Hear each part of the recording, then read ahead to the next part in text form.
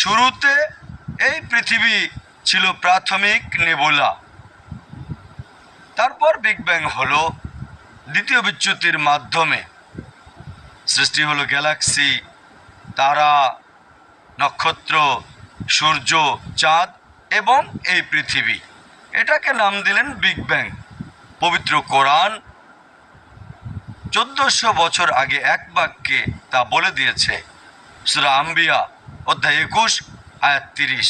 বক্তব্যের শুরুতে আয়াতটা আমি বলেছি, বলা হয়েছে, আওয়ালাম ইয়ারাল্লাযীনা কাফারু অবিশ্বাসীরা কি দেখে না আন্না সামাওয়াতি ওয়াল আরদা কানাত রাতকা ফাতাকনাহুমা, যে আকাশমণ্ডলী এবং পৃথিবী একত্রে ছিল, অতঃপর উভয়কে পৃথক করলাম।